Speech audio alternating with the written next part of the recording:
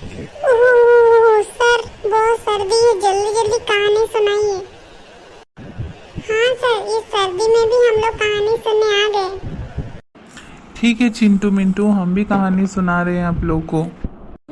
दोस्तों, क्या आपको भी कहानी सुनना अच्छा लगता है? तो ठीक है, आइए आप लोग भी हमारे साथ कहानी में योगदान कीजिए। अगर कहानी अच्छी लगे तो प्लीज़ चैनल को लाइक करें, सब्सक्राइब करें और अपने दोस्त लोग के साथ शेयर करें। आइए अब कहानी शुरू करते हैं।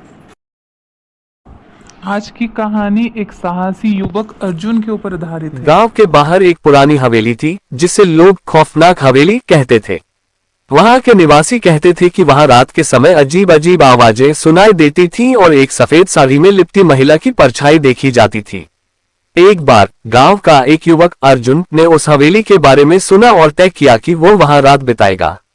उसके दोस्तों ने उसे मना किया, लेकिन उसने हिम्मत दिखाई और अकेले ही हवेली की ओर बढ़ा। रात का अंधेरा छाने लगा। हवेली के दरवाजे पर पहुंचते ही उसने दरवाजा खोला। अंदर का माहौल बेहद डरावना था। जैसे ही वह एक कमरे में गया, अचानक दरवाजा बंद हो गया। अर्जुन ने दरवाजे को खोलने की कोशिश की, लेकिन वह अटक गया। तभी उसे एक अजीब सी आवाज सुनाई दी, क्यों आए हो यहाँ? अर्जुन ने मुड़कर देखा तो एक महिला सफेद साड़ी में खड़ी थी।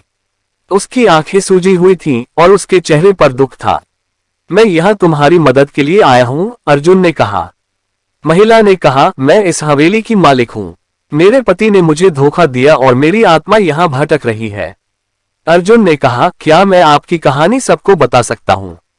शायद इससे आपको शांति मिले। महिला ने हामी भरी, लेकिन पहले तुम्हें मुझे इस हवेली से बाहर निकालना होगा। अर्जुन ने फिर से दरवाजे को धक्का दिया और इस बार वह खुल गया। महिला ने उसे धन्यवाद कहा और धीरे धीरे हवा में विलीन हो गई।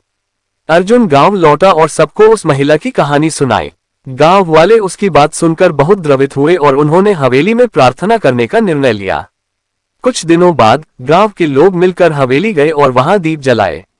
जैसे ही उन्होंने प्रार्थना की, अचानक हवेली की रोशनी चमकने लगी। सभी ने देखा कि महिला की आत्मा आसमान की ओर उड़ रही थी। अब हवेली डरावनी नहीं रही, बल्कि एक श्रद्धा का स्थान बन गई। अर्जुन ने साहस दिखाकर उस आत्मा को शांति दिलाई और गांव वाले उसे हमेशा याद रखते थे।